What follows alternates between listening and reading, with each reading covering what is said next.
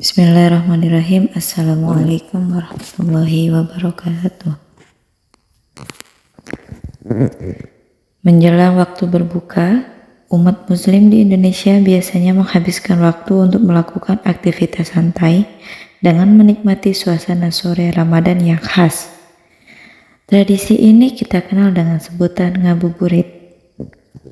Hanya saja, terkadang kita terlalu larut menikmati sore menjelang maghrib ini. Tidak jarang pula yang menggunakannya sebatas untuk nongkrong di pinggir jalan, menonton reels video di Instagram, YouTube, TikTok, atau sebatas tidur-tiduran sambil mengamati jam-jam yang berputar menuju waktu berbuka. Dan banyak lagi lainnya. Padahal waktu ngabuburit bisa kita gunakan untuk melakukan hal-hal yang positif, yang bernilai ibadah. Tentu sebagai momen panen pahala kita ingin kesempatan emas yang datang 1 bulan sekali dalam setahun, yang bisa dimanfaatkan dengan baik. Sayang sekali jika ngabuburit hanya dihabiskan untuk hal-hal yang kurang bermanfaat, atau bahkan berpotensi memicu maksiat. Alih-alih dapat pahala, justru puasa berlalu tanpa makna. Ingat, Rasulullah Shallallahu Alaihi Wasallam bersabda, Bismillahirrahmanirrahim. Rabbis shaimi laisa lahu min siyamihi illa ju'u. Yang artinya adalah betapa banyak orang yang berpuasa, ia tidak mendapat apa-apa kecuali rasa lapar. Dari hadis riwayat Ibnu Majah.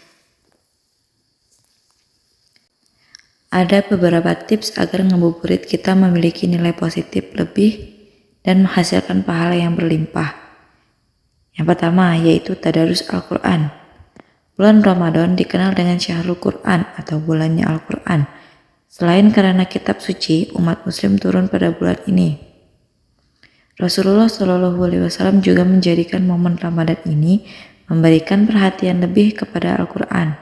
Ibnu Rajab Al-Hamdali dalam Bugyatul Insan fi Mazaifi Ramadan saat menjelaskan anjuran perbanyak tadarus Al-Quran di bulan puasa, mengutip hadis berikut, yang artinya adalah dari Ibnu Abbas berkata, Rasulullah SAW adalah manusia yang paling lembut, terutama pada bulan Ramadan. Ketika malaikat Jibril alaihissalam menemuinya, dan Jibril mendatanginya setiap malam di bulan Ramadan, di mana Jibril mengajarkannya Al-Quran.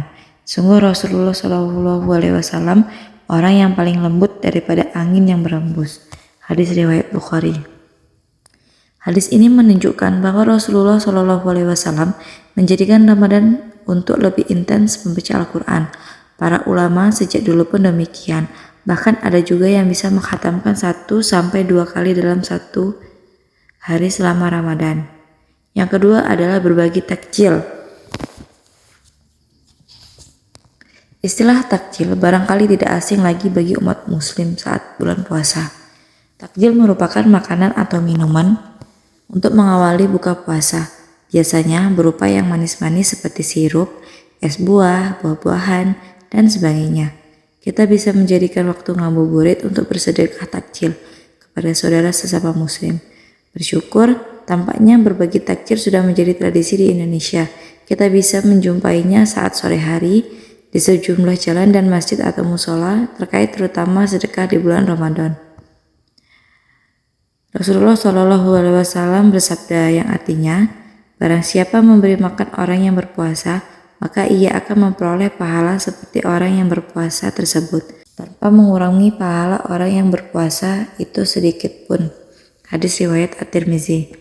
Dalam kesempatan lain, Syekh Izzuddin bin Abdissalam dalam Maqasidus Syaum mengatakan, yang artinya adalah barang siapa memberi makanan kepada 30 orang yang berpuasa setiap tahun, maka seakan-akan ia puasa 1 tahun. Karena kebaikan dilipat gandakan pahalanya 10 kali. Dan barang siapa memperbanyak memberi takjil atau makan dan minum untuk orang yang berpuasa, atas dasar niat ini, Allah mencatat baginya puasa berabad-abad dan bertahun-tahun. Kalkulasi pahala ini berdasarkan rumus setiap satu amal kebaikan akan dibalas 10 kali lipat, sehingga memberi makan berbuka untuk 36 orang akan mendapat balasan pahala 360, setara dengan jumlah hari dalam satu tahun. Meski dalam satu tahun ada 365 hari.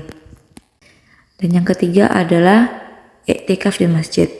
Menghabiskan waktu ngabuburit dengan beriktikaf di masjid juga memiliki nilai pahala yang cukup tinggi. Iktikaf dilakukan dengan berdiam diri di dalam masjid sambil memperbanyak ibadah seperti sholat sunnah, zikir, dan membaca Al-Quran. Hal ini sudah biasa dilakukan oleh Rasulullah SAW. Rasulullah SAW bersabda, "Kana ya'takiful ashral awakhir min Ramadan hatta tawaffahu Allahu thumma takafa azwajuhu min ba'dihi." Yang artinya Rasulullah SAW melaksanakan iktikaf pada 10 malam terakhir dari bulan Ramadan sampai beliau wafat. Lalu dilanjutkan istri-istrinya iktikaf sepeninggalannya. Hadis riwayat Al-Bukhari. Hadis di atas menjelaskan bahwa Rasulullah SAW menjadikan 10 hari terakhir pada bulan Ramadan untuk banyak beriktikaf di masjid. Sebab waktu-waktu tersebut merupakan momen potensial terjadinya Lailatul Qadar. Meski demikian, tidak ada salahnya jika kita beriktikaf selama 1 bulan penuh. Sebab waktu terjadinya Lailatul Qadar juga berpotensi di selain 10 hari terakhir. Yang keempat yaitu menuntut ilmu. Mendengarkan kajian Ramadan juga bisa menjadi pilihan tepat untuk mengisi waktu ngabuburit. Di era digital seperti sekarang, kita bisa banyak menjumpai kajian-kajian keislaman di sosial media. Banyak para pendakwah milenial membuat konten Islami yang bisa kita akses. Selain itu, tidak sedikit pula kiai-kiai pesantren yang melakukan live streaming pengajian dari pesantren masing-masing. Ada banyak ayat Al-Quran dan hadis yang menyinggung soal keutamaan dan pahala menuntut ilmu. Salah satunya sabda Rasulullah SAW. Nah, itulah ceramah singkat yang dapat saya sampaikan. Mari jadikan momen Ramadan tahun ini lebih baik lagi dalam beribadah dan meraih pahala sebanyak mungkin. Selamat menjalankan ibadah puasa. Wassalamualaikum warahmatullahi wabarakatuh.